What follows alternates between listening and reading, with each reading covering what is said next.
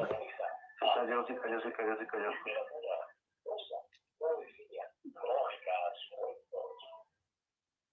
servidor de Stringer. Avisemos. Espera. Avisemos que se cayó el... Quédate quieta.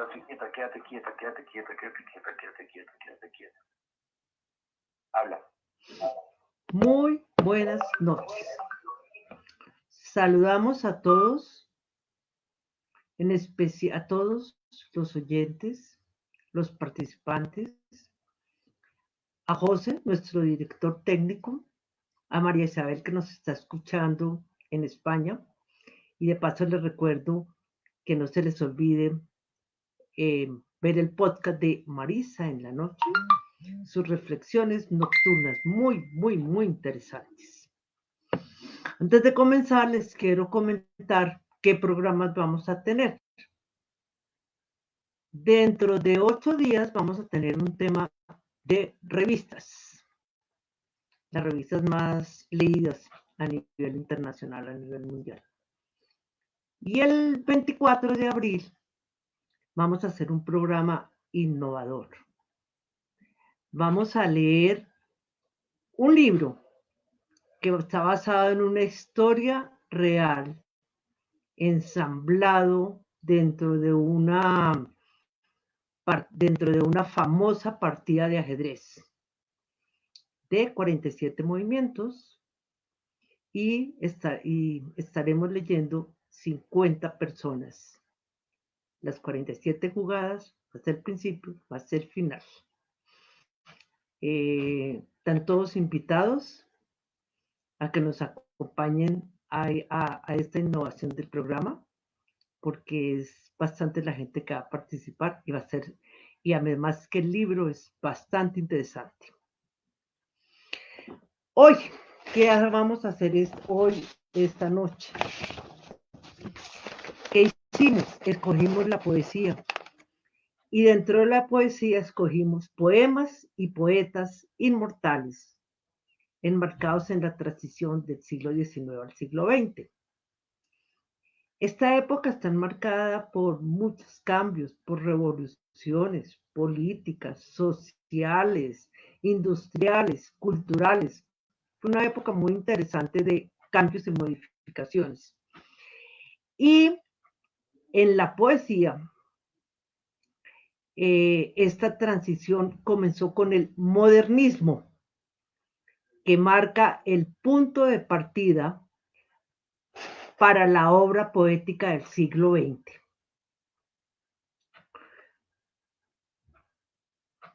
A continuación, vamos a escuchar leídos por 5 personas que participan, entre ellos Juan Carranza. Tenemos un poco de demoras técnicas porque StreamYard está con problemitas. Juan, buenas noches, ¿cómo estás? Eleonora, muy buenas noches. Aquí pendiente de la iniciación del programa sobre la poesía. Juan, de la poesía. Debemos darte las gracias y contarles que Juan, muy amable y muy querido, nos asesoró y nos colaboró en la estructura del programa. Luego, voy a nombrarlos en orden de la lectura que van a leer. Luego, Augusto Hernández. Augusto, buenas noches, ¿cómo estás? Buenas noches, Eleonora, ¿cómo estás? ¿Qué tal? Hola, Augusto, ¿cómo vas? ¿Qué cuentas? Muy bien, sí, señora. Qué rico, bienvenido a toda esta reunión. Es que la idea es Claro que que estemos sí. todos en pantalla para poder leer. Vamos a leer, cada uno va a leer 3 poemas. Ya verán eso. Ah, listo, ya hice otro. Matilde Frías. Matilde, mi compañera de colegio, poeta, poetisa, le dicen poeta. Hola Matilde, buenas, ¿cómo estás? Buenas, ¿cómo están? ¿Cómo has estado, Elio? Buenas tardes, Juan, Augusto y demás personas. ¿Cómo estás, Matilde? Matilde, buenas tardes. Casi buenas noche. Tardes. Ahora, Arturo, desde México, gracias, que posiblemente se comunica sin sin video porque está en un sitio donde está difícil la comunicación. Ah, no, Arturo, saliste con video, bueno.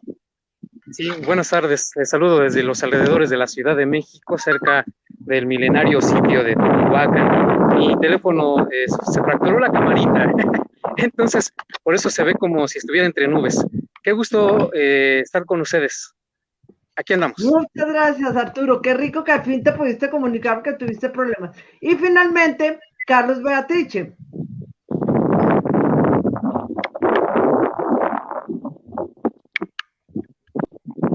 Hola, buenas noches.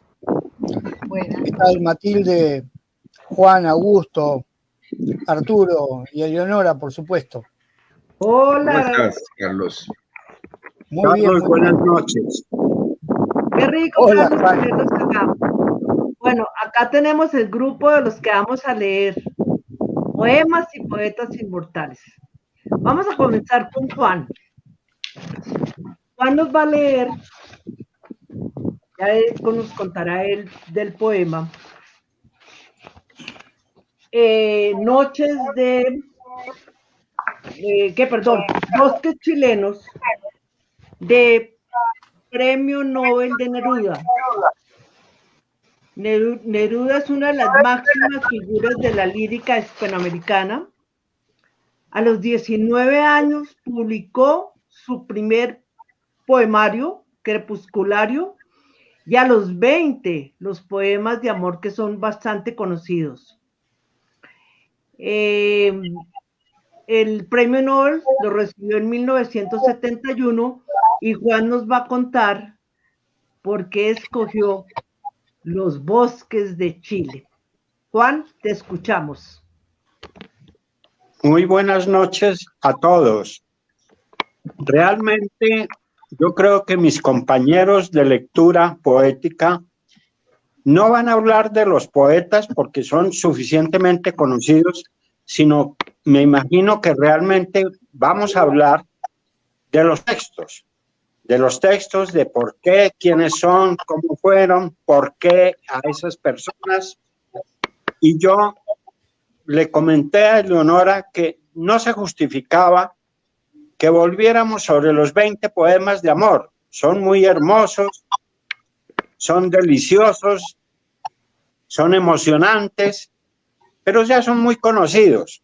En cambio, lo que sí fue sorprendente en Neruda, que además de ser un poeta absolutamente fenomenal, resultó un prosista maravilloso con su biografía, y confieso que he vivido. Y uno de los aspectos más bellos que se han escrito en prosa poética fue el comienzo de esa biografía de Neruda que, como ustedes recuerdan, se llamó Confieso que he vivido. El inicio de las memorias de Neruda comienzan con un capítulo que se llama El Bosque Chileno, que es realmente absolutamente maravilloso. Comienzo. Bajo los volcanes, junto a los ventisqueros, entre los grandes lagos, el fragante, el silencioso, el enmarañado bosque chileno.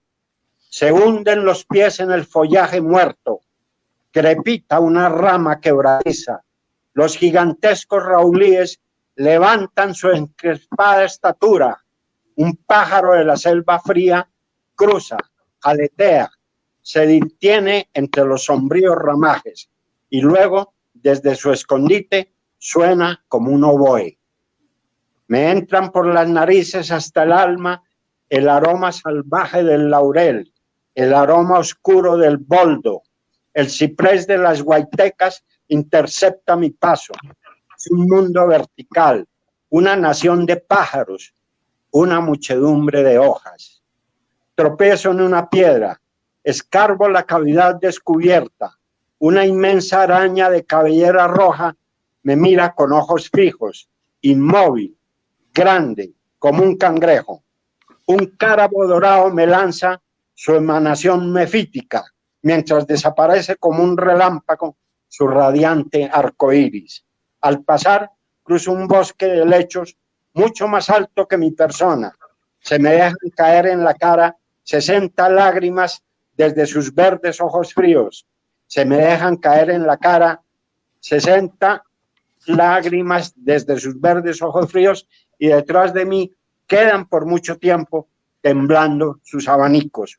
Un tronco podrido, qué tesoro. Hongos negros y azules le han dado orejas. Rojas plantas parásitas lo han colmado de rubíes.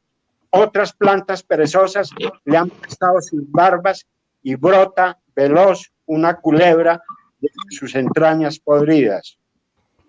Como una emanación, como que al tronco muerto se le escapara el alma. Más lejos cada árbol se separó de sus semejantes. Se yerguen sobre la alfombra de la selva secreta. Estilo diferente, como cortado por una tijera de movimientos infinitos. Una barranca. Abajo, el agua transparente se desliza sobre el granito y el jaspe. Vuela una mariposa pura como un limón, danzando entre el agua y la luz. A mi lado me saludan con sus cabecitas amarillas las infinitas calceolarias. En la altura, como gotas arteriales de la selva mágica, se simbran los copigües rojos, la arteria rosa. El copigüe rojo es la flor de la sangre, el copigüe blanco es la flor de la nieve. En un temblor de hojas atravesó el silencio la velocidad de un zorro, pero el silencio es la ley de estos follajes. Apenas el grito lejano de un animal confuso, la intersección penetrante de un pájaro escondido. El universo vegetal susurra apenas hasta que una tempestad ponga en acción toda la música terrestre. Quien no conoce el bosque chileno, no conoce este planeta. De aquellas tierras, de aquel barro, de aquel silencio, he salido yo a andar, a cantar por el mundo. Así termina este texto inicial de las memorias de Pablo Neruda. Y esto tiene una historia, este relato tiene una historia. En 1946, los chilenos eligieron presidente a Rafael González Videla, que subió a la presidencia con el apoyo del Partido Comunista. Pero nada más llegó a la presidencia, escribió al Partido Comunista y persiguió a los comunistas, entre ellos a Neruda, que le tocó exilarse, salir de Chile, atravesar la cordillera de los Andes y llegar hasta la Argentina, donde le dieron el asilo y ahí sí continuó su viaje por el mundo. Esa es la historia que quería contarles. Es un texto maravilloso de una prosa poética absolutamente fantástica del bosque chileno. Eso es todo. Uy, Juan, qué belleza de descripción, ¿no? Sí. Qué belleza sí. de descripción, realmente. Bueno, lo de los helechos, lo del tronco, lo de los hongos como rubíes, ¿no? Es decir, es una cosa absolutamente maravillosa. Y después esa biografía de él, que la vio escribir, yo creo que unos 5 o 6 años antes de su muerte. Entonces, pues nos describe un ser absolutamente maravilloso, no solamente en poesía, sino en prosa, porque esa biografía de Confieso que he vivido es absolutamente maravillosa, de anécdotas, de personajes literarios. Ahí habla de Octavio Paz, de Juan Ramón Jiménez, de todos los grandes escritores contemporáneos de él, y es una delicia volver a leer o leer por primera vez Confieso que he vivido. Qué lindo, sí, me parece interesante, yo creo que es poco conocido, muy bonito, qué bella descripción, y vamos enriqueciendo, siendo que Neruda fue realmente maestro de maestros de maestros, fue un gran poeta. Sí, señor. Continuamos con este caminar con nuestro colombiano José Asunción Silva, uno de los más importantes precursores y escritores de la primera generación del modernismo. El nocturno que nos va a leer Augusto es el poema más reconocido y uno de los tesoros de la poesía colombiana. A propósito, me acabo de acordar que en la Candelaria tenemos la Casa de Poesía Silva, la cual inauguró María Mercedes Carranza, ¿no, Juan? ¿Fue María Mercedes quien inauguró la casa? Ella la inauguró en 1983 y todavía sobrevive, a pesar de las sobrevive. Escuchemos a nuestro poema de Nocturno Tercero de José Asunción Silva. Augusto, te escuchamos. Bueno, ¿cómo están? Sí, bueno, pues este es el nocturno número 3, ¿no? Tiene otros 2 nocturnos y este es como el nocturno clásico de Silva, ¿no? Muy reconocido para su conocimiento como poeta.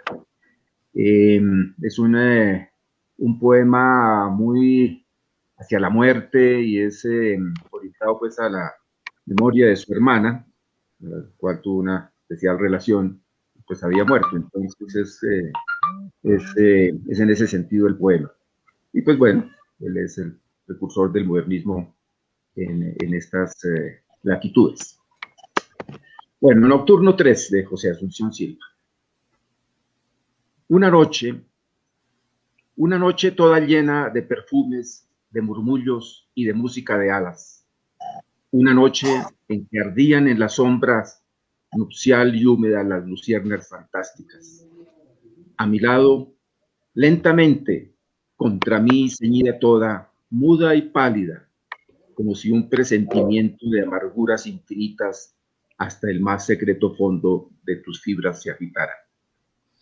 Por la senda que atraviesa la llanura florecida caminabas, y la luna llena por los cielos azulosos, infinitos y profundos, esparcía su luz blanca, y tu sombra fina y lánguida, y mi sombra por los rayos de la luna proyectadas sobre las arenas tristes de la senda se juntaban, y eran una sola sombra larga, y eran una sola sombra larga, y eran una sola sombra larga.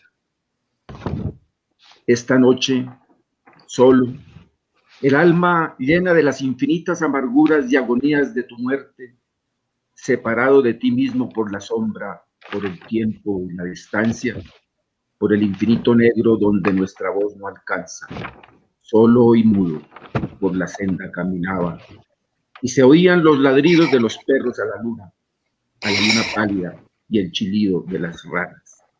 Sentí frío. Era el frío que tenían en tu alcoba tus mejillas y tus sienes y tus manos adoradas entre las blancuras níveas de las mortuorias sábanas. Era el frío del sepulcro, era el frío de la muerte, era el frío de la nada. Y mi sombra, por los rayos de la luna proyectada, iba sola por la estepa solitaria, y tu sombra esbelta y ágil, fina y lánguida, como en esa noche tibia de la muerta primavera, como en esa noche llena de perfumes, de murmullos y de música de alas, se acercó y marchó con ella. Se acercó y marchó con ella. Se acercó y marchó con ella. Oh, las sombras enlazadas.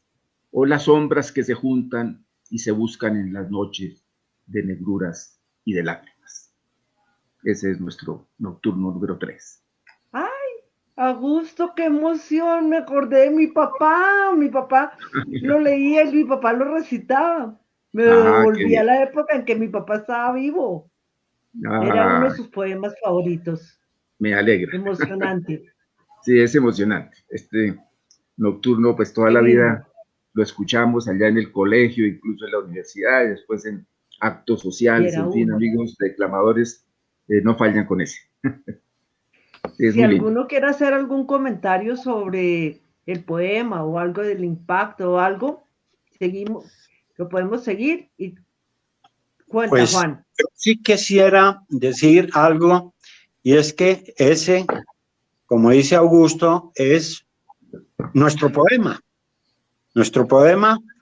porque algunos inclusive ejercitaban su memoria recitándolo de memoria, es decir, hay algunas personas que despliegan una actitud increíble para memorizar las cosas y se saben poemas larguísimos, larguísimos, y yo creo que eso es útil para nuestra edad ya, ejercitar la memoria. Exactamente. Y era una y una de las sombras. Uy, maravilloso, Augusto. Bueno, Muy bien, me y alegra. ahora continuamos con Rubén Darío.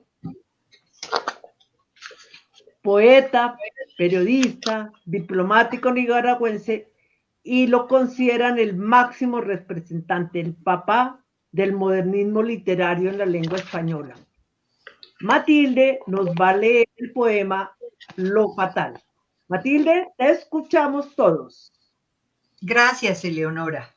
Bueno, este poema hace parte del libro Cantos de Vida y Esperanza, que fue publicado en 1905, y escogí un libro un poema de este libro porque se considera este libro como el que prácticamente recapitula mucho de la trayectoria poética de Rubén Darío y deja entrever ese carácter modernista que él irradió no solamente en Latinoamérica, sino en el mundo entero desde su fantástica poesía. Escogí de ese libro Lo Fatal porque ahí también uno encuentra algo de lo que acabamos de oír en la lectura del nocturno, de esa musicalidad, una preocupación de Rubén Darío por la musicalidad, son características del modernismo, porque encuentra uno ese marcado interés por determinados ambientes, lo que un crítico llamó el temperamento musical de Rubén Darío también, y uno también aquí puede ver la conjunción de dos factores. Uno es lo intuitivo en Rubén Darío en confluencia con esa parte rigurosa frente a la creación poética. Debo aclarar también que este es un poema que él dedicó a su amigo René Pérez Mascayano, a quien conoció en París, era amigo suyo, Pérez Mascayano, de origen chileno, y con motivo de su fallecimiento, Rubén Darío escribió este poema que dice así: Lo fatal. Dichoso el árbol que es apenas sensitivo, y más la piedra dura, porque esa ya no siente. Pues no hay dolor más grande que el dolor de ser vivo, ni mayor pesadumbre que la vida consciente. Ser y no saber nada, y ser sin rumbo cierto, y el temor de haber sido y un futuro terror, y el espanto seguro de estar mañana muerto, y sufrir por la vida y por la sombra, y porque lo que no conocemos y apenas sospechamos, y la carne que tienta con sus frescos racimos, y la tumba que aguarda con sus fúnebres ramos, y no saber a dónde vamos ni de dónde venimos. ¿Terminaste? Ay, Un Matilde, poema de qué 3 hermosura. estrofas, un poema de 3 estrofas, condensa en 3 estrofas todo lo que he dicho de la musicalidad, del ambiente concentrado, de la dedicación a su amigo fallecido, de esa parte meditativa que fue tan característica del modernismo. Se ve ahí, concentrado, es un compendio de todas estas características. Espectacular, Matilde, muchas gracias, muy lindo. ¿Algún comentario? Bueno, vamos a continuar con Arturo. Tiene problemas de conexión. Ay, bueno, te vamos a ver. Arturo Aquí andamos. Tiene un famoso programa que se llama Sol para Rato, donde Pues es él una lee paginita. poemas, lee cuentos, lee, y allí nos mandó uno de Jaime Sabinés, que Jaime Sabinés es un poeta mexicano que también es considerado entre los grandes poetas destacados de México, ¿no es cierto, Arturo? Sí, buenas tardes, les saludo nuevamente. Jaime Sabines es pues un personaje bastante buscado porque su poesía es aparentemente sencilla, y digo aparentemente sencilla porque ustedes saben que para que parezca que algo es sencillo, para presentar algo contundente, pareciendo que es sencillo, es porque trae un montón de técnica en su elaboración. Y Jaime Sabines es uno de estos poetas mexicanos que a mediados del siglo XX comienza a acercarse, sin él pretenderlo, a las multitudes, por llamarlo de algún modo. Y hay una anécdota muy interesante que creo que mejor contaré cuando me toque la participación de la lectura con Octavio Paz, pero que tiene que ver con cómo la gente recibía de manera diferente a Paz y a Sabines. Dígame. Arturo, y a Sabines le dicen el francotirador de la literatura, ¿no? Es conocido esa no me la como el sabía. francotirador de la literatura, por su habilidad para jugar con la realidad. Órale, esa no me la sabía. Esa frase me pareció muy linda.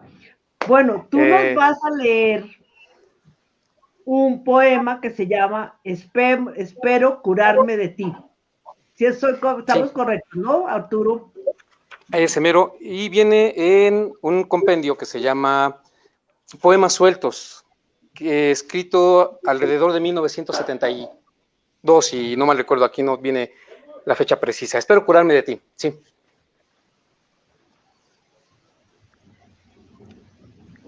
Pues, ¿le damos?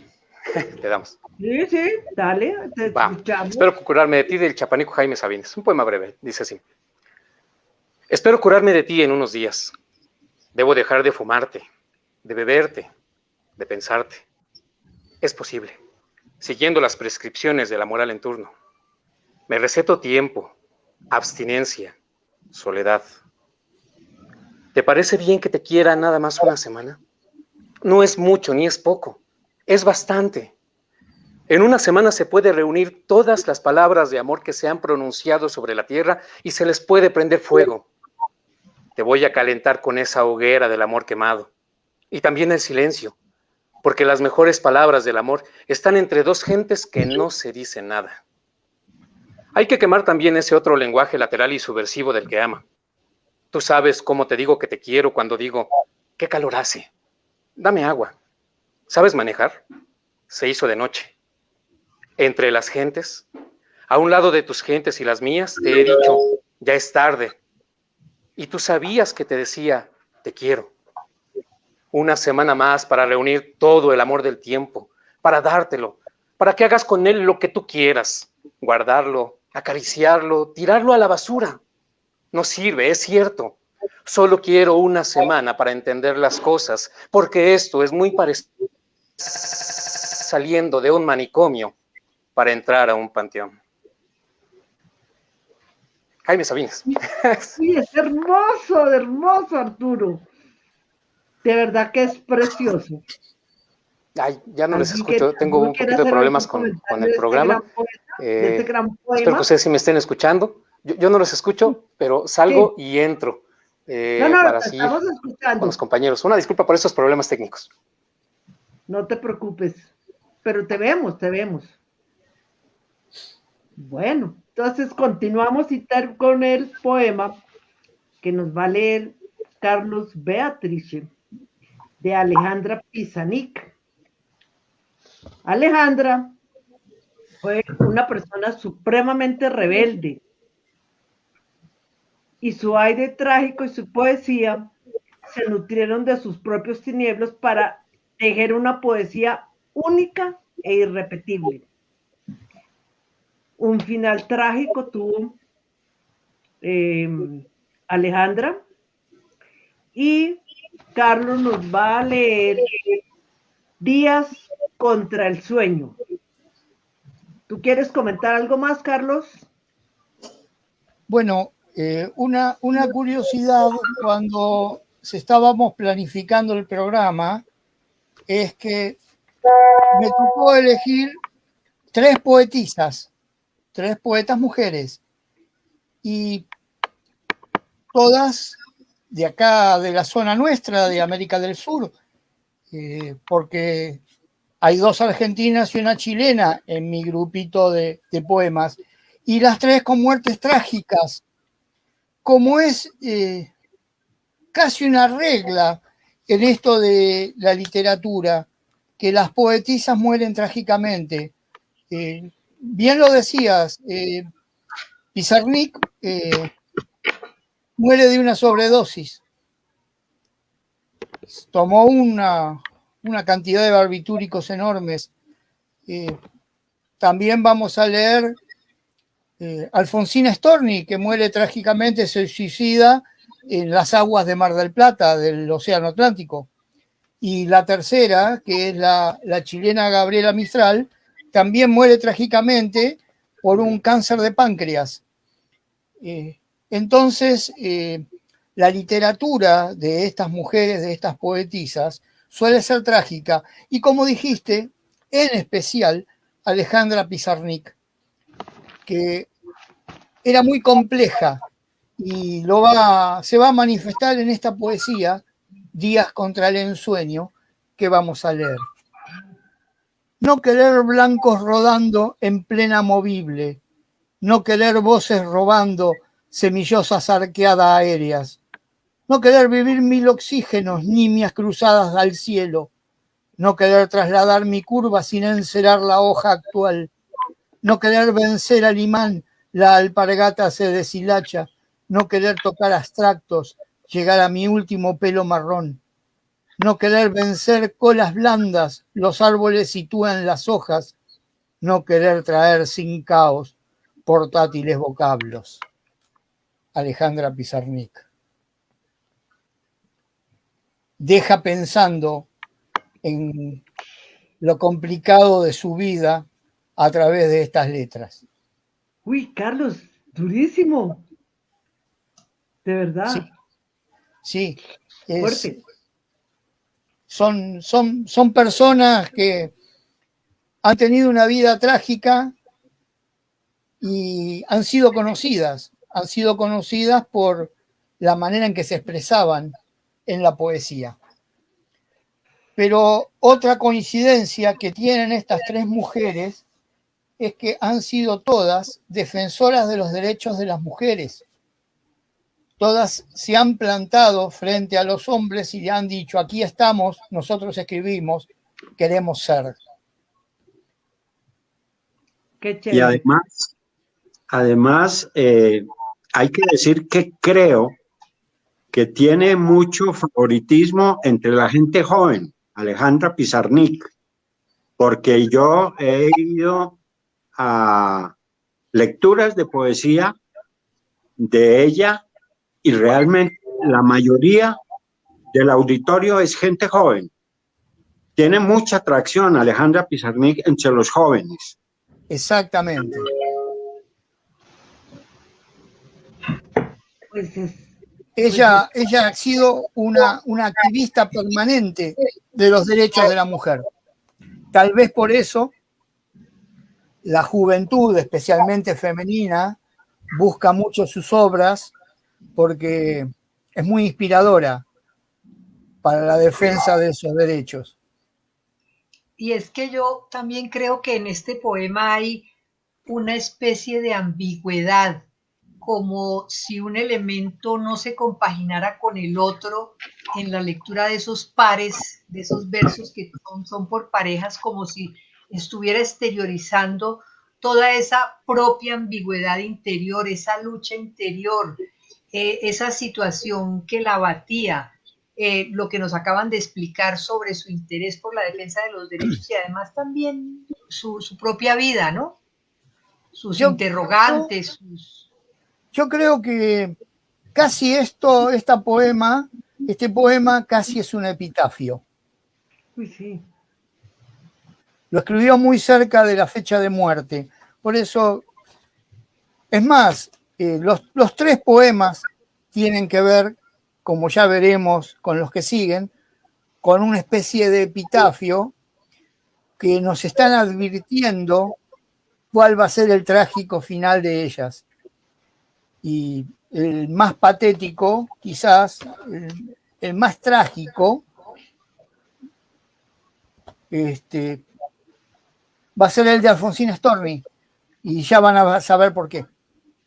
Este es el preaviso en verso. Preaviso en verso. Preaviso en verso.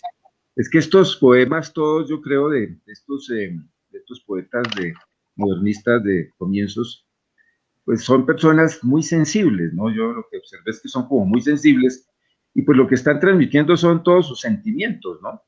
Me leí varios poemas para escoger finalmente los que iba a leer, y pues sí, entonces transmitiendo lo que están sintiendo, pero muy profundamente, ¿no? Entonces le llegan a uno realmente al alma. Al alma. Y sin Sí, más análisis, finalmente lo que le gusta a uno es que le lleguen a uno, ¿no? A mí por lo menos me han llegado al alma estos que voy a leer. Sería imposible escribir de otra manera. Claro. Sería imposible. Al menos yo no podría. Así es.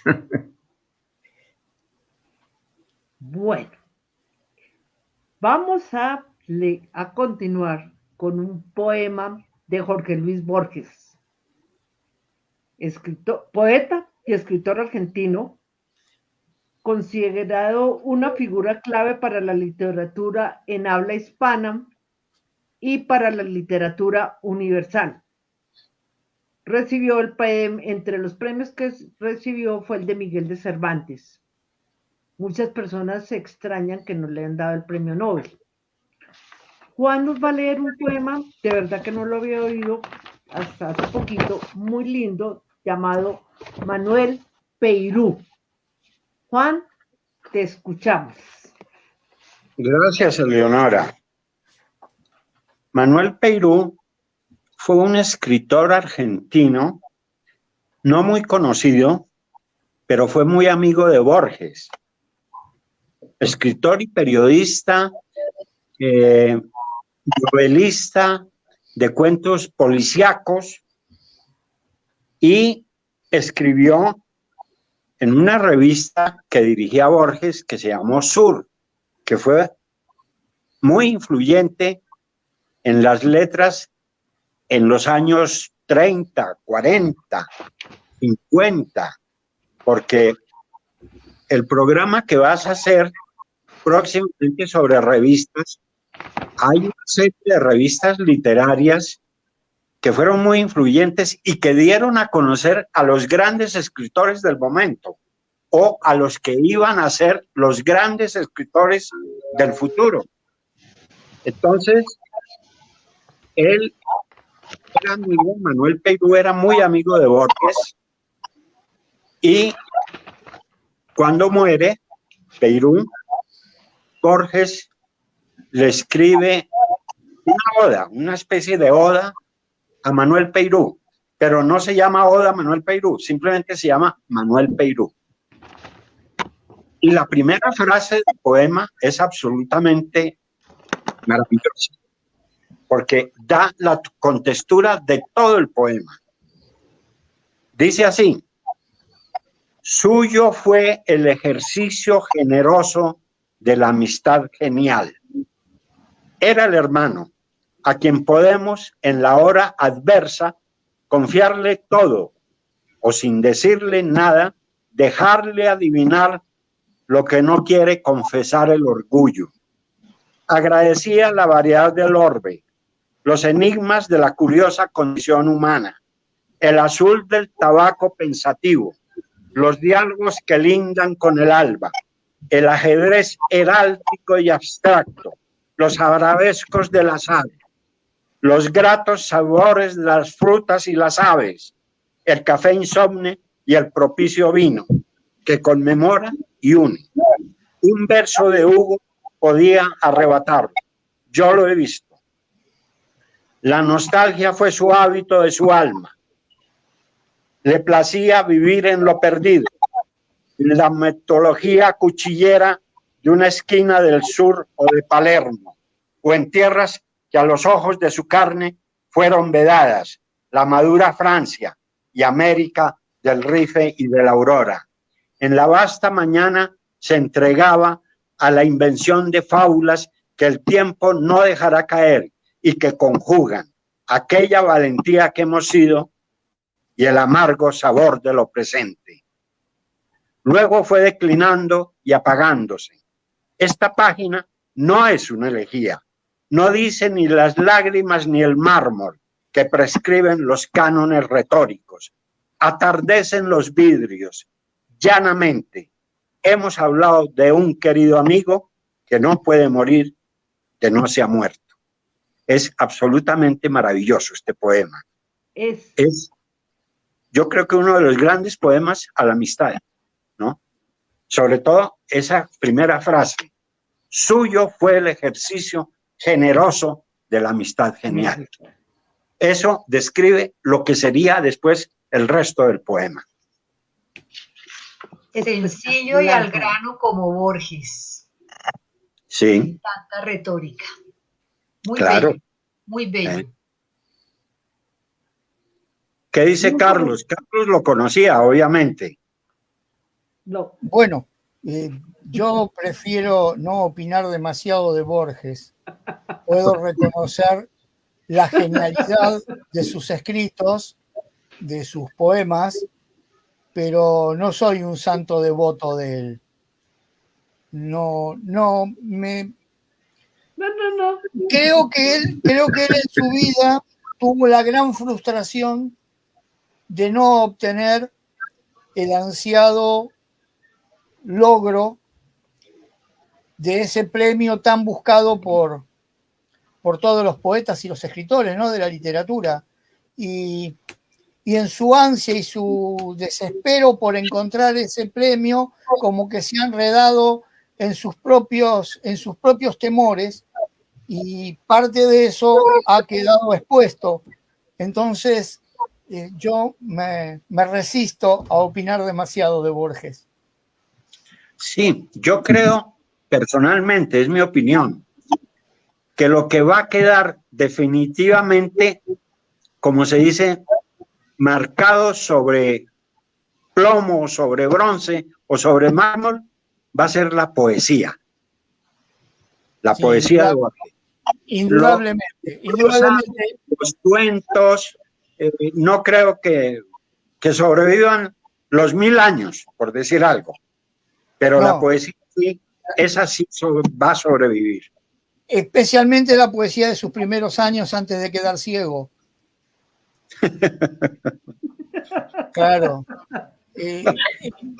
Cuando empezó a hacerse famoso, el ansia por la fama transformó su escritura. Al menos esa es mi personal percepción.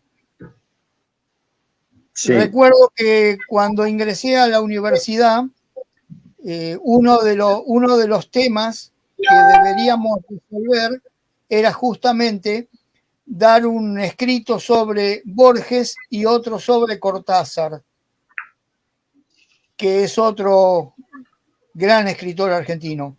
Y desde aquellas épocas ya me empecé a preocupar por la forma en que Borges miraba a la literatura, más allá de la excelencia de él al plasmar sus ideas en un papel, que eso me resulta absolutamente genial, pero a veces la personalidad bloquea un poco lo que uno piensa, ¿no? Sí, señor. Pues quedémonos con El silencio del pájaro dormido, en Fervor de Buenos Aires, en ese poema del sur. Esa es una imagen lapidaria, El silencio del pájaro dormido. Sí. Yo he tenido varias revistas de esa sur. Lamentablemente no tengo ninguna ya, pero hubiera sido interesante haber tenido algunos de esos ejemplares ahora. Bueno, mirar si lo recuperas. Me hizo recordar de que yo las leía, esas revistas de Borges, especialmente en las épocas en que estudiaba en la facultad, que en realidad no estudiaba literatura, estudiaba ingeniería. ¿Me quieren decir por qué tenía que yo dar una exposición de Borges en la carrera de ingeniería? Habría que preguntársela a los genios que manejaban la facultad, pero bueno, así fue. Sí, sí. Chévere, interesante. Bueno, ahora vamos a tener otro poeta, Otro poeta. Walt Whitman, estadounidense. Era poeta, era enfermero voluntario, ensayista, periodista y humanista. Su trabajo se inscribe en la transición entre el trascendentalismo y el realismo filosófico, incorporando ambos movimientos en su obra. Escuchamos a gusto leer, no te detengas.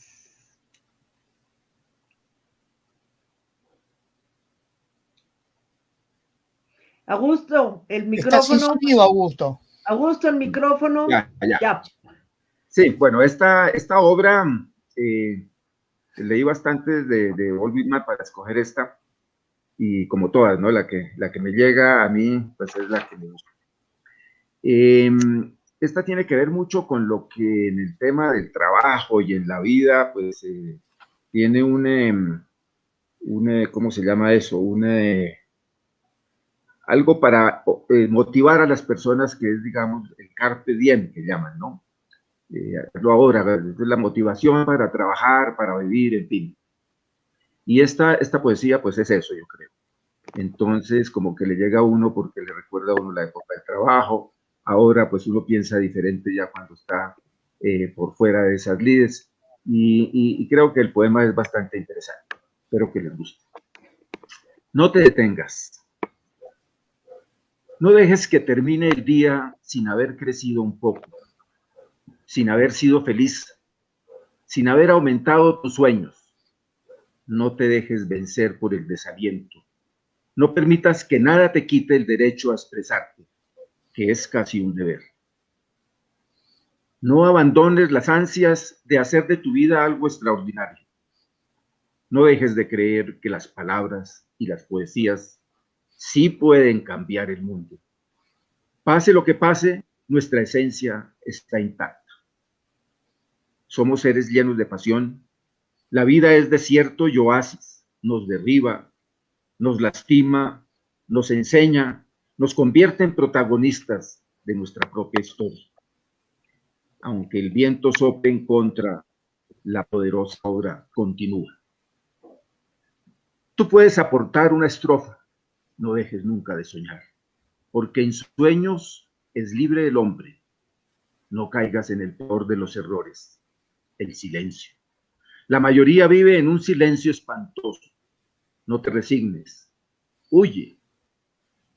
Emito mis alaridos por los techos de este mundo, dice el poeta. Valora la belleza de las cosas simples. Se puede hacer bella poesía sobre pequeñas cosas. Pero no podemos remar en contra de nosotros mismos. Eso transforma la vida en un infierno.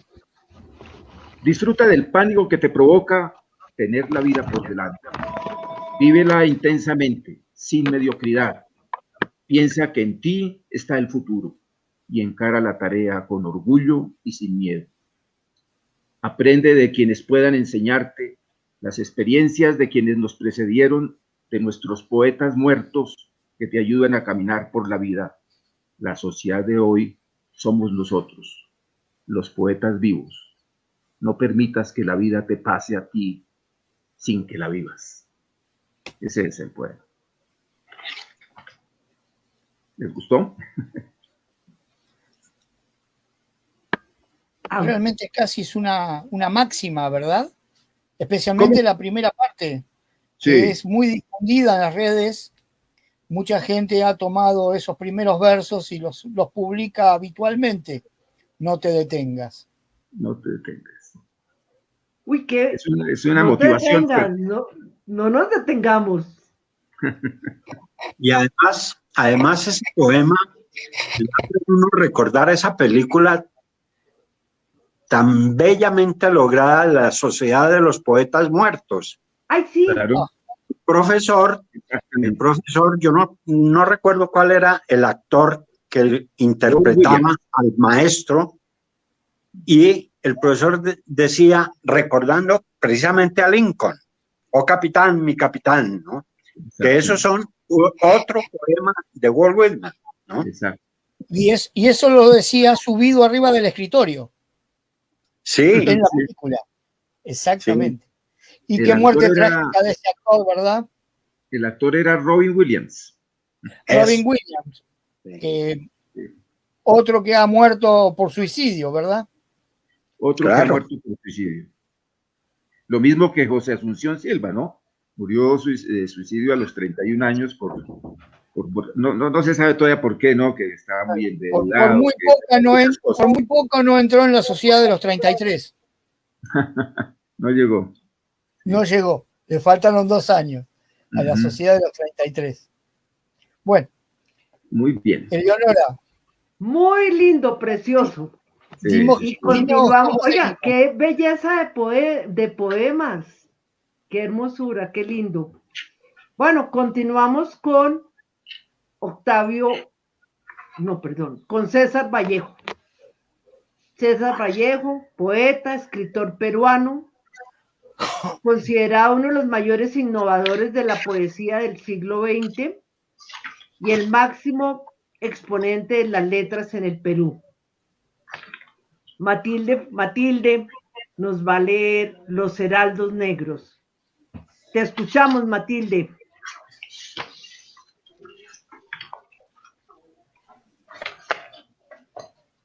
Tiene el micrófono apagado.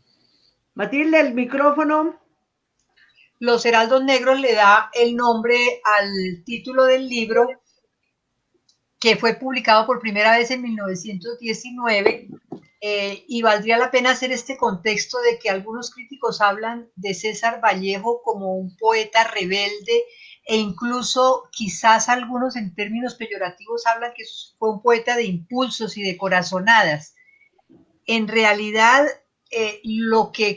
la selección de este poema obedece a que es un poema emblemático de César Vallejo, a que uno lo lee y siente ese tono personal y ese tono desgarrador tan impactante y en unas imágenes tan certeras que vale la pena como resaltarlo como uno de sus poemas sobresalientes.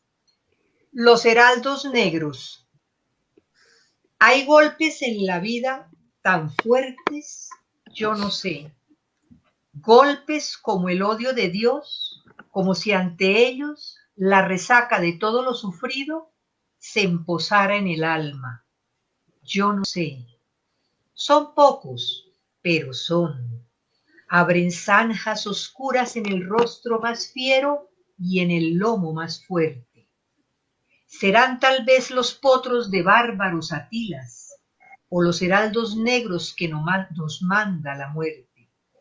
Son las caídas hondas de los cristos del alma de alguna fe adorable que el destino blasfema. Esos golpes sangrientos son las crepitaciones de algún pan que en la puerta del horno se nos quema. Y el hombre, pobre, pobre, vuelve los ojos como cuando por sobre el hombro nos llama una palmada. Vuelve los ojos locos y todo lo vivido se emposa como charco de culpa en la mirada. Hay golpes en la vida tan fuertes, yo no sé. Bellísimo. ¡Qué belleza, Matilde! Oiga, yo aquí estoy sorprendida, yo no sé cuál poema es más bonito, más... Mira, Todos lo llegan a uno al alma, ¡qué belleza! la primera vez que leí a César Vallejo me hizo recordar muchísimo por su rebeldía a José Martí, otro poeta que lamentablemente no entró en esta categoría por haber muerto en el siglo pasado, no llegó, murió en 1895 si no me equivoco. Y me resultó muy, muy cercana la relación entre los dos. ¡Qué bien! Bueno, vamos con otro poeta, Octavio Paz. Premio Nobel en 1981, mexicano.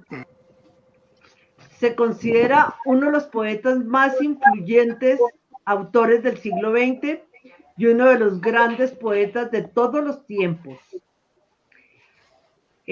Arturo nos va a leer fragmentos de Piedra del Sol.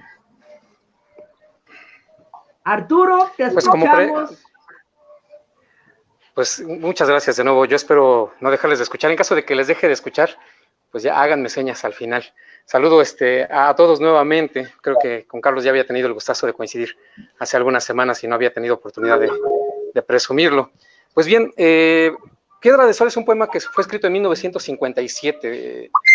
Es uno de los más conocidos de Octavio Paz. Y lo que quería comentarles hace ratito, hay una anécdota entre Octavio Paz y Jaime Sabines. Y la retomo porque hace rato les leímos un texto de Jaime Sabines. Octavio Paz, sin envidia, pero resaltando mucho el punto, decía que le causaba curiosidad cómo los lectores de Sabines parecía que en vez de ir a recitales de poesía iban a conciertos. Y esto ocurría por el contraste. Cuando la gente iba a escuchar leer a Octavio Paz, guardaba silencio. Era un momento sagrado escuchar a Octavio Paz recitar sus propios poemas, leerlos en voz alta. Pero cuando a Sabines le tocaba leer sus poemas, la gente los iba repitiendo junto con él, desde las butacas, desde las plazas, frente al poeta. La gente recitaba de memoria los poemas de Jaime Sabines, y eso le llamaba mucho la atención a Octavio Paz. El poema Piedra de Sol es muy simbólico, porque está constituido de 584 versos que tienen que ver con los ciclos de Venus y el Sol. Y los que han analizado el poema dicen que se refiere a Venus desde la mitología romana en tanto símbolo del amor, y también desde la mitología mexica en tanto que Venus es símbolo de la sabiduría. Doy lectura a algunos fragmentos de Piedra del Sol. Dicen así: voy por tu cuerpo como por el mundo. Tu vientre es una plaza soleada. Tus pechos, dos iglesias donde oficia la sangre sus misterios paralelos. Mis miradas te cubren como hiedra. Eres una ciudad que el mar asedia, una muralla que la luz divide en dos mitades de color durazno, un paraje de sal, rocas y pájaros, bajo la ley del mediodía absorto. Voy por tu frente como por la luna, como la nube por tu pensamiento. Voy por tu vientre como por tus sueños. Tu falda de maíz ondula y canta, tu falda de cristal, tu falda de agua, tus labios, tus cabellos, tus miradas. Toda la noche llueves, todo el día. Abres mi pecho con tus dedos de agua, cierras mis ojos con tu boca de agua. Sobre mis huesos llueves, en mi pecho hunde raíces de agua un árbol líquido.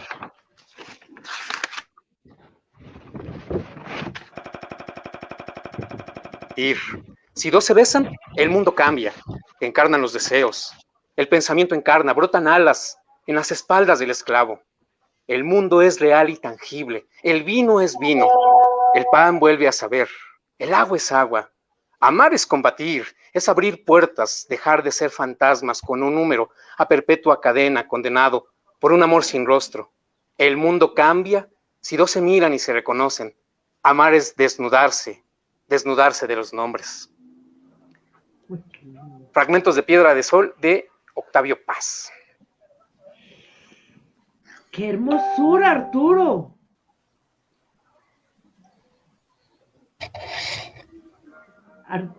Arturo, ¿alguno va a comentar? Arturo, qué hermosura de poema. Creo que otra vez ya no les escucho. Espero que ustedes me hayan escuchado. Me desconecto otra vez, una disculpa nuevamente. No, te escuchamos perfectamente. No hubo ningún problema. ¿Tú nos escuchas? No. Arturo tiene... Bueno, pero te escuchamos, Arturo. Ya te mando un correo. Y continuamos con Carlos Beatrice, que nos va a leer un poema de Alfonsina Storni, que ya lo estuvo comentando, con una muerte trágica, argentina, y está también vinculada con el modernismo. Ella es la que también escribió Alfonsina y el mar, ¿no? La famosa canción. No, ella no la escribió la canción. se la escribieron a ella. ¡Ay, qué emoción! Claro, es una canción en honor a la poetisa y a su relación tan cercana con el mar, ya que ella vivía en la ciudad, en algunos momentos, en la ciudad de Mar del Plata, lugar que amaba, que es una zona turística argentina que da sobre el Atlántico. Y ella eligió justamente su playa favorita, que era La Perla, como lugar donde terminar con su vida.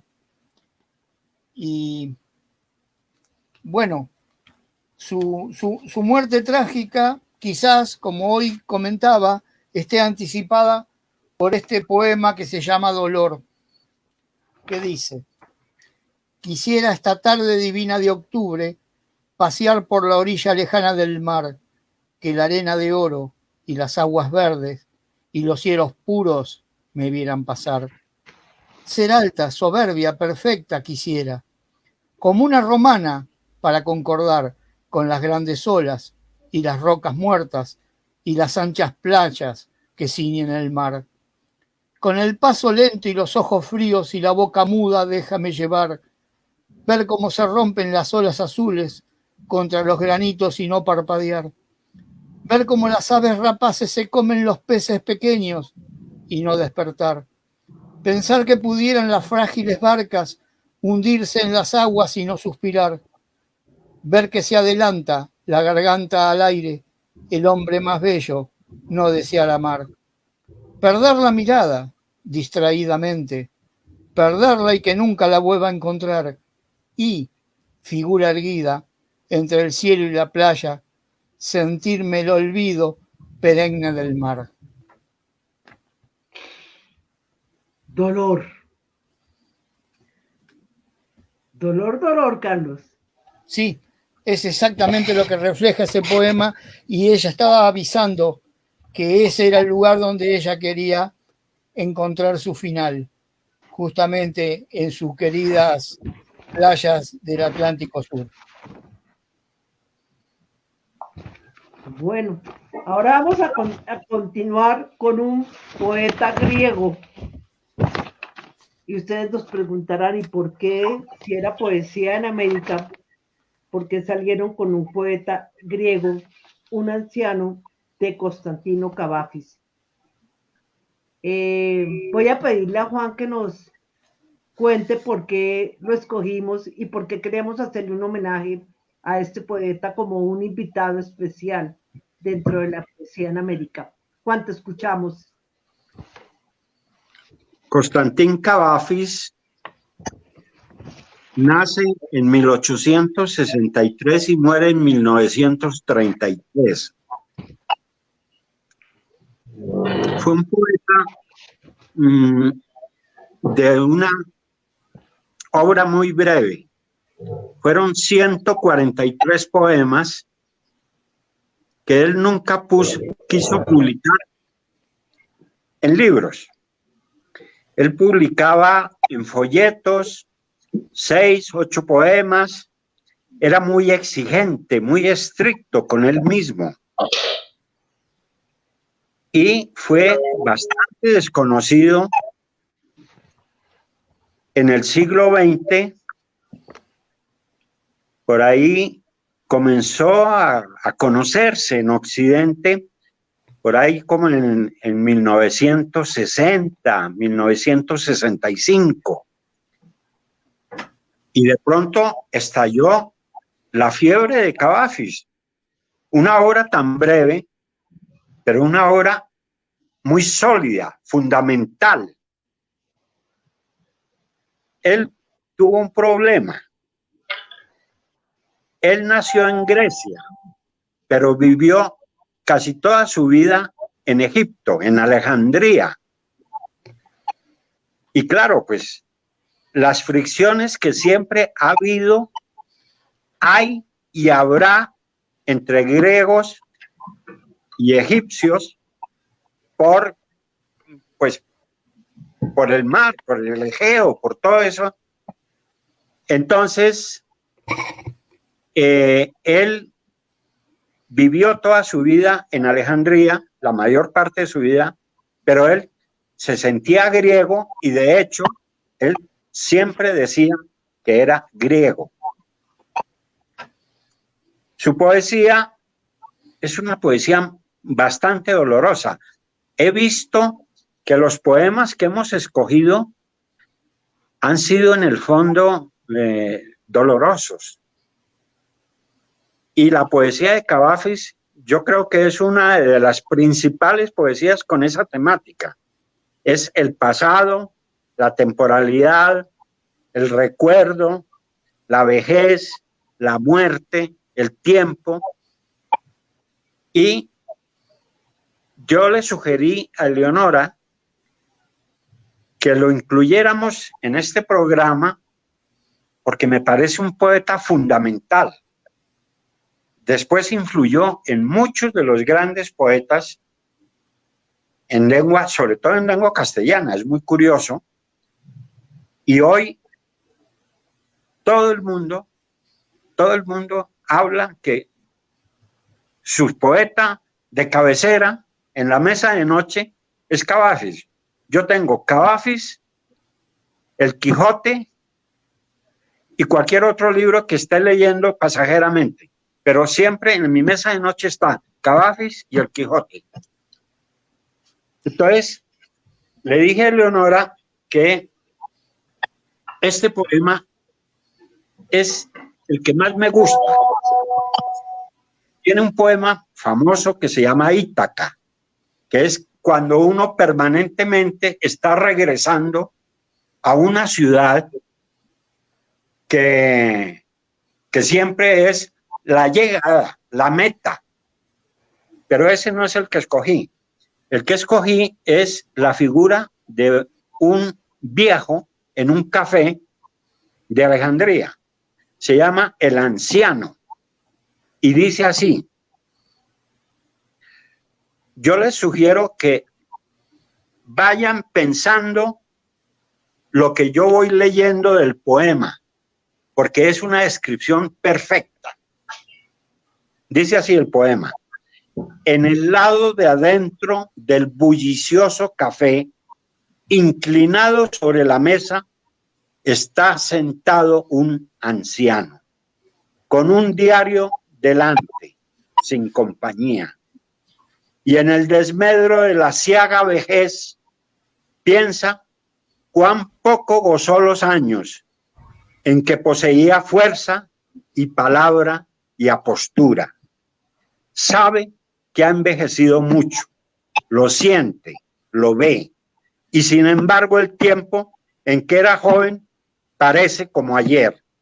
Qué breve espacio, qué breve espacio.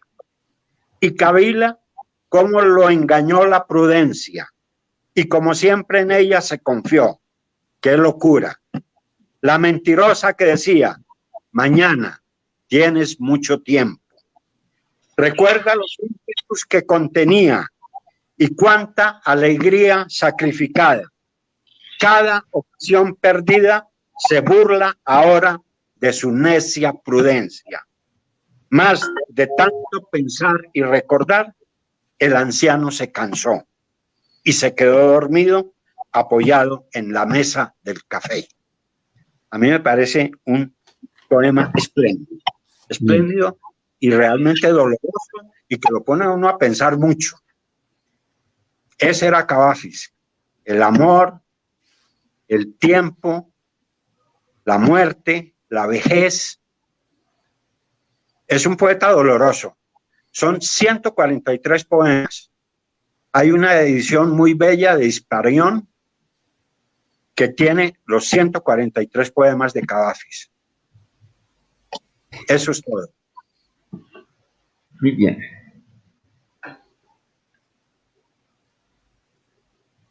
Nos hemos quedado todos mudos. ¿Sí? Porque, ¿En si no me equivoco, todos tenemos una edad como para ser alguien que estaba en ese café. Claro. Nos Tenía hemos que quedado los mudos muros por en el aludidos. silencio del café. En el silencio del café. Ante lo obvio, mejor callar. Sí. Micrófono, Eleonora. Eleonora, micrófono. El- Por No eso se te les escucha, dije, Leonardo. por Ahora eso sí. cuando Juan hizo la propuesta, que era un poeta desconocido y que realmente tiene una gran incidencia en la historia, le dije, podemos tener un invitado. Siempre hay un invitado especial, esta vez se la dimos a Cavafis. Continuamos con Mario Benedetti, Ujú. poeta, escritor, dramaturgo y periodista uruguayo de la generación del 45, que viene un poquito más adelantado en todos los movimientos que empezaron con el modernismo, y aquí vamos a la generación del 45. Augusto, te escuchamos leyendo Te espero. Te espero. Muy Que bien. hay otro lindo que también viste que era, ¿cómo era? Yo te quiero, que te quiero, ¿no? Sí, No había otro sabíamos muy bonito. cuál. Pero bueno, Había otro. vamos a leer Te espero. Pero este me gustó mucho y me llegó mucho a mí. Te espero, de Mario Benedetti. Te espero. Te espero cuando la noche se haga día. Suspiro de esperanzas ya perdidas. No creo que vengas. Lo sé. Sé que no vendrás. Sé que la distancia te hiere. Sé que las noches son más frías. Sé que ya no estás. Creo saber todo de ti. Sé que el día de pronto se te hace noche. Sé que sueñas con mi amor, pero no lo dices. Sé que soy un idiota al esperarte, pues sé que no vendrás. Te espero cuando miremos el cielo de noche. Tú allá, yo aquí. Añorando aquellos días en los que un beso marcó la despedida, quizás por el resto de nuestras vidas. Es triste hablar así. Cuando el día se me hace de noche y la luna oculta ese sol tan radiante, me siento solo, lo sé. Nunca supe de nada tanto en mi vida. Solo sé que me encuentro muy solo y que no estoy allí. Mil disculpas por sentir así. Nunca mi intención ha sido ofenderte. Nunca soñé con quererte ni con sentirme así. Mi aire se acaba como agua en el desierto. Mi vida se acorta, pues no te llevo dentro. Mi esperanza de vivir eres tú y no estoy allí. ¿Por qué no estoy allí?, te preguntarás. ¿Por qué no he tomado ese bus que me llevaría a ti? ¿Por qué el mundo que llevo aquí no me permite estar allí? ¿Por qué todas las noches me torturo pensando en ti? ¿Por qué no solo me olvido de ti? ¿Por qué no vivo solo así? ¿Por qué no solo? Qué lindo, ¿ah? Uy, eso sí lo eriza uno. Eso Qué eriza. belleza, qué Eso belleza, eriza. Augusto, qué belleza. Sí, sí. Ya les quiero Oiga, contar qué que poemas hay tan un video de hermosos. Mario Benedetti leyendo este poema. Yo me leí casi todos los de Mario Benedetti, pues famosos, y escogí este porque, como les decía, me llegó al alma. Muy Y lindo. encontré un video de él leyendo el poema y pues lo oí varias veces porque este poema se lee y lo importante son como las pausas, ¿no? Para que se sienta realmente lo que está pasando. Es muy lindo. Ay, Augusto, lo leíste con todo el sentimiento. Qué bello, Sí, señor. precioso. Bueno, y ahora vamos a volver a leer a Borges, Carlos. Vamos a Bueno, leer otro poema de Borges, Isidoro Acevedo, que nos lo va a leer Matilde. Matilde, te escuchamos el poema. Bueno, Helio, quiero hacer un preámbulo porque me llamaron mucho la atención las palabras de Juan sobre la selección que hicimos, creo que sin ponernos de acuerdo unos con otros, y entonces lo que está marcando el énfasis aquí es la muerte, el dolor, la ausencia, la tristeza, ese sentimiento de abandono, de desamparo, Y bueno, yo voy a leer un poema de Borges que está en el libro Cuaderno de San Martín, que fue publicado en 1929 y se llama Isidoro Acevedo. Y es un poema que habla sobre la muerte, pero quiero que como que nos predispongamos a escucharlo de otra manera, tanto quienes estamos aquí en la mesa como quienes nos están escuchando a través de la red, porque es una resignificación de un recuerdo de Borges, como cuando él dice, como él mismo lo dice, cuando era chico, cuando murió alguien de la familia, y en esa resignificación de ese acontecimiento que aparentemente es doloroso o que puede ser doloroso y que realmente es doloroso en la mayoría de los casos, hay una reconstrucción de una historia. Entonces uno percibir el poema con ese profundo sentido que tiene de lo narrativo y de la historia de fondo, pero a la vez compaginando esa narración con las imágenes poéticas y con el ritmo que lleva, es una premisa fundamental para mirar nosotros también la muerte de otra manera y para ver cómo con el paso de los años los sentimientos van cambiando cuando la historia vuelve a la memoria y se reconstruye y se le da esa nueva significación y quizás uno se libera y los duelos son otra cosa, son como la alegría de ver cómo murió una persona y poderla evocar, recordarla, dejarla para siempre en un escrito, en unos versos, en unas estrofas. El mismo Borges escribió en una antología que él orientó, que publicó Alianza MC, en los poemas que escogió de Cuaderno de San Martín, escribió en el prólogo esto, abro comillas: pienso que el énfasis de Isidoro Acevedo hubiera hecho sonreír a mi abuelo. Me parece, cierro comillas ahí, que esto es básico para adentrarse en el poema y para verlo también, por supuesto, que uno le da la impronta de las experiencias similares que tiene y de los recuerdos que le trae a la mente la lectura de estos versos. Isidoro Acevedo. Es verdad que lo ignoro todo sobre él, salvo los nombres del lugar y las fechas, fraudes de la palabra. Pero con temerosa piedad he rescatado su último día, no el que los otros vieron, el suyo, y quiero distraerme de mi destino para escribirlo. Adicto al diálogo ladino del truco, alcimista y nacido del buen lado del arroyo del medio, comisario de frutos del país en el mercado antiguo del 11, comisario de la tercera, se batió cuando Buenos Aires lo quiso en Cepeda, en Pavón y en la playa de los Corrales. Pero mi voz no debe asumir sus batallas, porque él se las llevó en un sueño final. Porque lo mismo que otros hombres escriben versos, hizo mi abuelo un sueño. Cuando una congestión pulmonar lo estaba arrasando y la inventiva fiebre le falseó la cara del día, congregó los archivos de su memoria para fraguar su sueño. Esto aconteció en una casa de la calle Serrano en el verano ardido del 905. Soñó con 2 ejércitos que entraban en la sombra de una batalla. Enumeró los comandos, las banderas, las unidades. Ahora están parlamentando los jefes, dijo en voz que le oyeron y quiso incorporarse para verlos.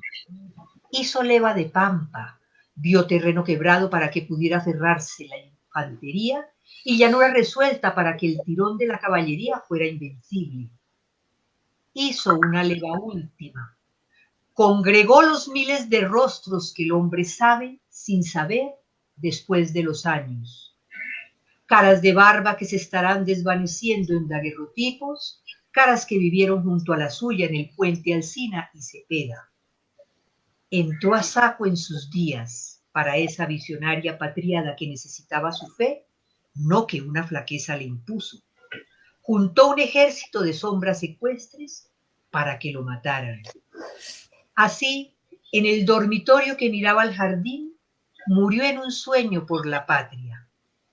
En metáfora de viaje me dijeron su muerte. No la creí. Yo era chico, yo no sabía entonces de muerte, yo era inmortal. yo lo busqué por muchos días por los cuartos sin luz. Eli. ¡Qué lindo! ¡Qué lindo! Indudablemente era bueno. ¿Qué dijiste, Carlos? Que indudablemente era bueno. Qué lindo, Es. Matilde, qué lindo. ¿Juan comenta algo? ¿No? Bueno. Continuamos con que Arturo se excusa porque no se pudo volver a comunicar.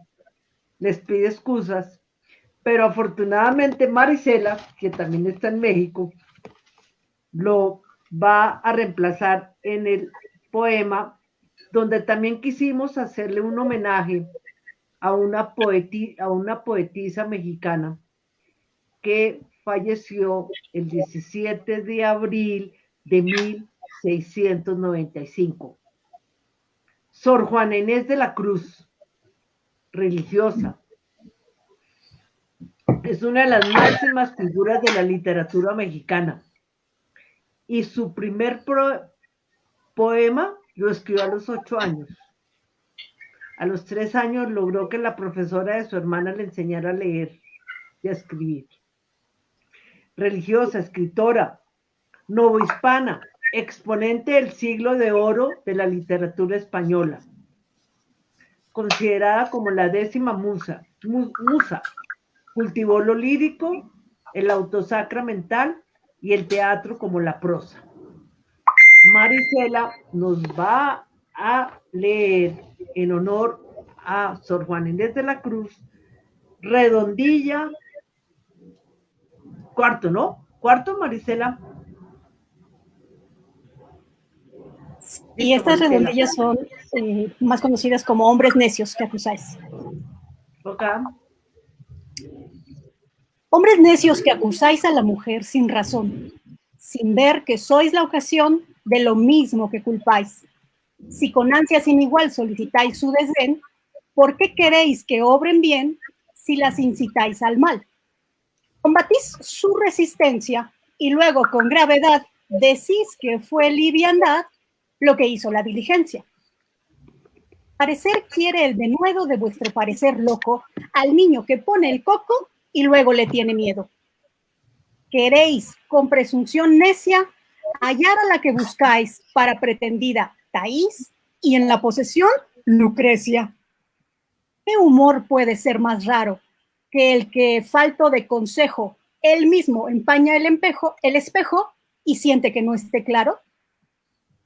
Con el favor y el desdén tenéis condición igual, quejándoos si os tratan mal, burlándoos si os tratan bien.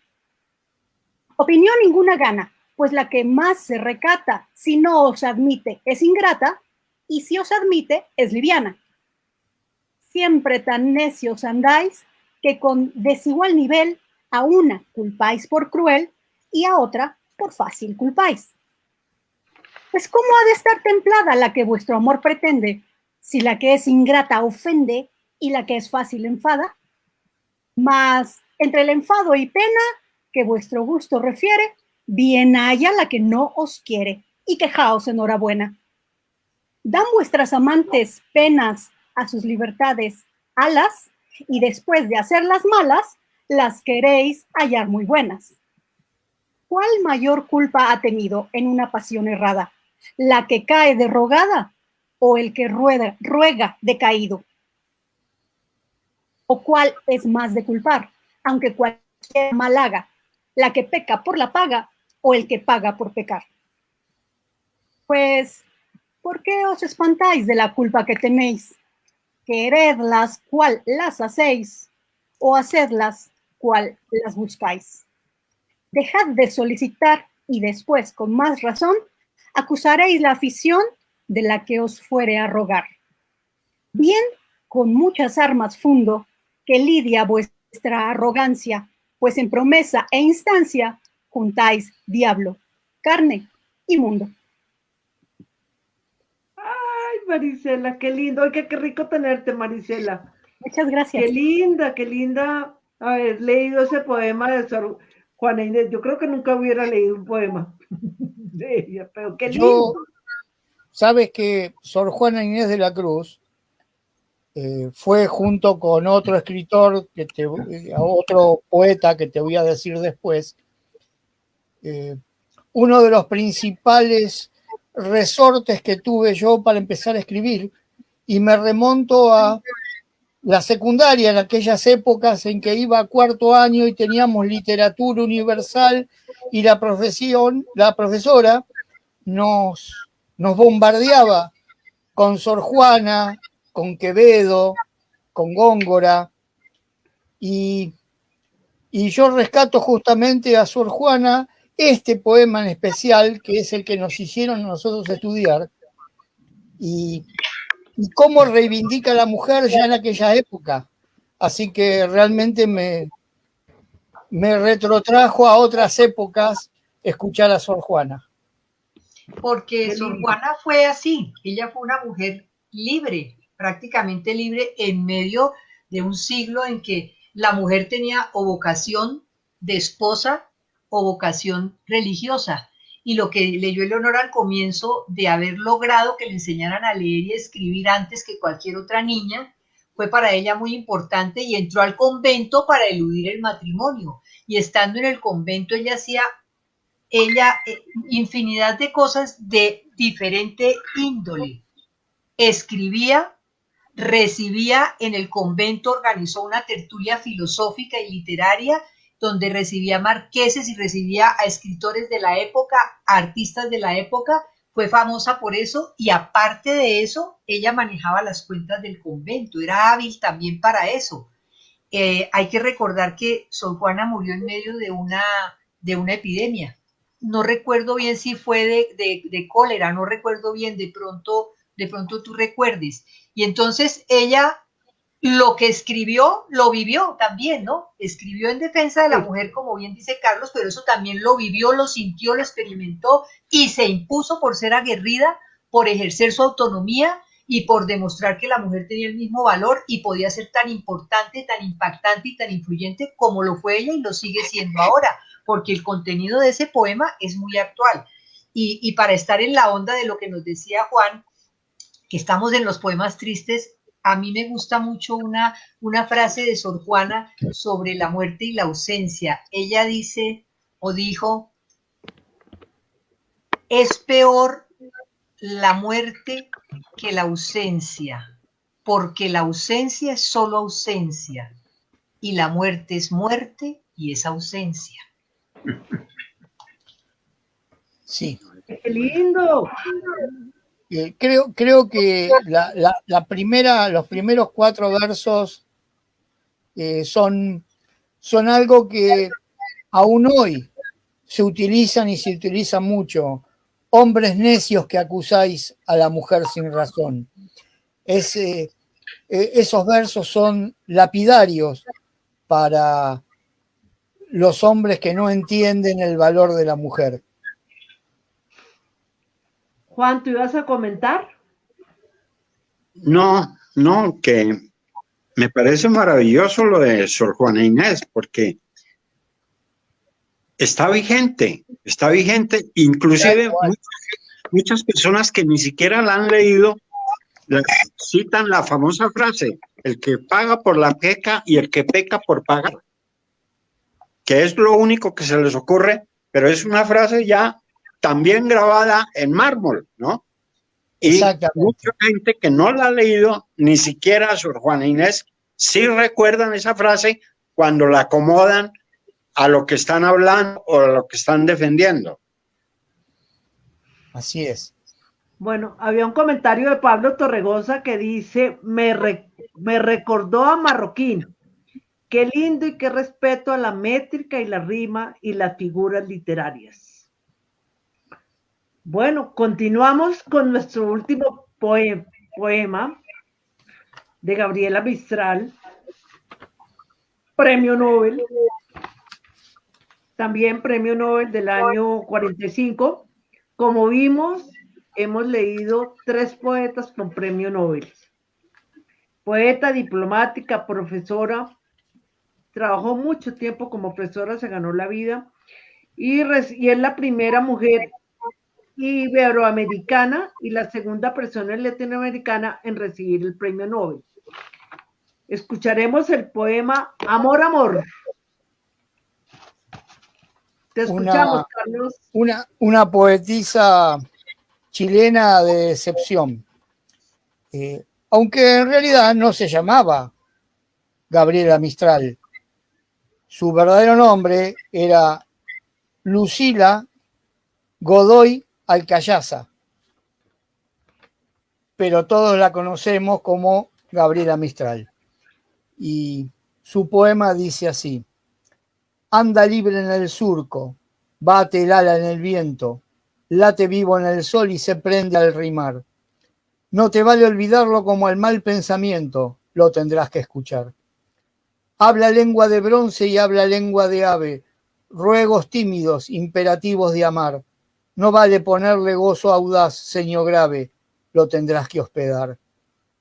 Gasta trazas de dueño, no le ablandan excusas, rasga vasos de flor, hiende el hongo glaciar. Ya no te vale decirle que albergarlo rehusas, lo tendrás que hospedar. Tiene argucias sutiles en la réplica fina, argumentos de sabio, pero en voz de mujer.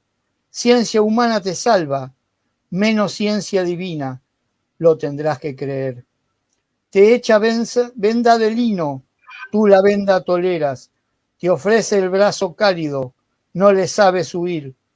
Echa a andar, tú le sigues, hechizada, aunque vieras que eso para en morir. ¡Wow! Pone la piel de gallina el último verso, ¿no? Sí. Que eso para en morir. Es toda una lección de vida que da en unos pocos versos. Es fantástico. No, maravilloso.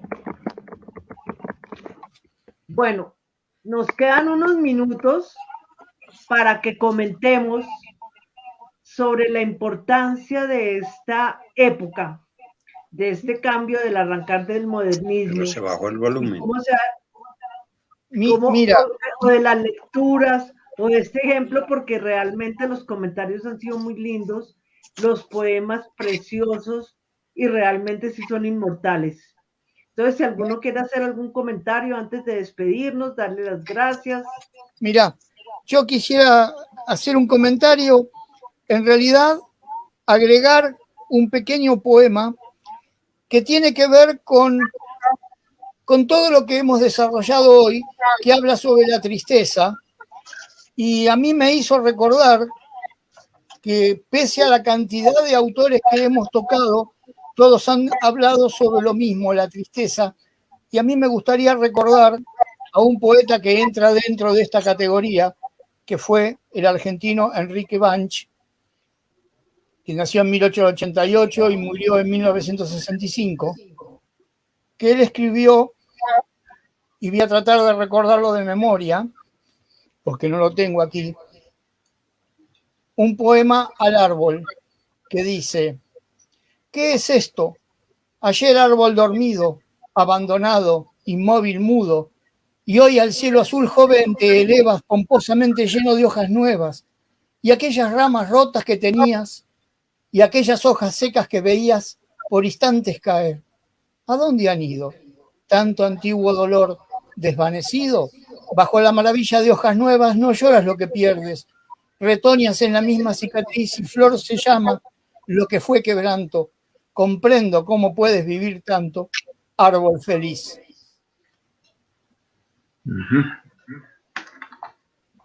Así que mi cierre para hoy es un cierre a la alegría, a las ganas de vivir, a la poesía que resalta la vida.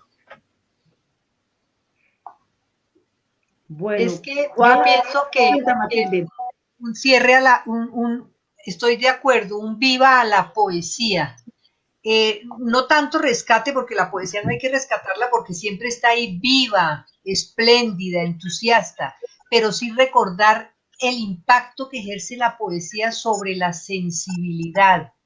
el hecho de mover, de motivar a la emoción, de palpar lo más hondo de los sentidos es muy importante en una época en que hay tanta indolencia, tanta indiferencia, tanto rechazo de las cosas positivas porque priman una serie de valores, o bueno, si los podemos llamar valores, de circunstancias que han sido nefastas para la humanidad, y pensar que ahí sigue la poesía incólume y que la poesía nos representa todo eso que da la emotividad y que es lo que nos debe mover nuestras fibras frente al dolor humano, frente a la ausencia, frente a la injusticia, frente al dolor, y también alegrarnos por la vida, por la belleza, por el paisaje, por el amor, por el encuentro. Entonces, por eso yo resalto que el programa ha sido muy importante, es esencial que se haga ese homenaje a la poesía y a unos escritores que han marcado una impronta en el tiempo y que, como vimos, son eternos, a la larga son clásicos porque se mantienen, porque estamos recordando sus poemas y porque a través de sus poemas nos fuimos hacia su vida, hacia su personaje favorito, hacia lo que nos convoca un autor como como convocarnos al Carpe Diem, o el otro recordando la muerte de su abuelo, o el otro recordando la ausencia de una persona amada, o el otro recordando un fenómeno de la naturaleza, un paisaje americano que es tan nuestro. Todo eso es importante para la vida, el sentir, el expresar el sentimiento, el conmoverse ante la palabra que nos mueva, que nos saque de la indiferencia, que nos haga vibrar. Bueno, ya lo dijo aquí Walt Whitman, ¿no? En el poema que leí. No dejes de creer que las palabras y las poesías sí pueden cambiar el mundo. Entonces, ahí queda la poesía para eso. Marisela, ¿qué comentabas? A mí me queda agradecer, perdón, porque de pronto en un programa, en una tertulia que me es muy grata, me encuentro de repente que en la secundaria me aprendí un poema de un colombiano, el que leyó de José Asunción Silva, me lo aprendí en la secundaria. O luego en la universidad leer a Cavafis, y de pronto en una tarde, no tequilera porque no tengo el tequila aquí, pero en una tarde fresca, rica, tertuliana, encontramos esas palabras que hemos oído en otro momento o descubrimos poemas que no conocíamos. Muchas gracias. Marisela, a ti. ¿Y Juan, tú algún comentario? Sí, uno después de este programa se da cuenta de que todos vivimos la poesía, ¿no? Y la poesía ha sido la compañera de la vida de uno, ¿no? Así como la música. Es decir, a la isla desierta yo llevaría la poesía y la música. Y sin poesía y música, pues uno se siente como vacío, extraño, como sin sentido. Entonces, pues, Matilde lo ha dicho totalmente. Todo lo que había que decir lo dijo Matilde. De manera que yo solamente quiero agradecer que me hayan dado la oportunidad de escuchar o de recordar poesía. Qué gracias, Juan. Mira, Carlos, que si por favor les dice cómo se llama el último poema que leíste, el del árbol. Árbol feliz. Árbol feliz de Enrique Banch. Ok, de Enrique Banch, que estaban preguntando.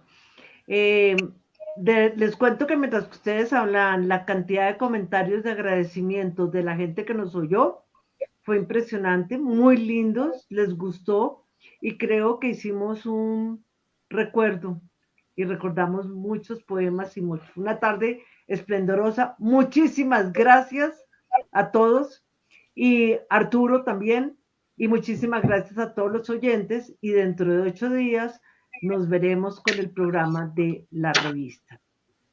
Gracias, Celio. Bueno, muy amables, muchas gracias. Gracias a todos. Buenas noches. Gracias. Bye.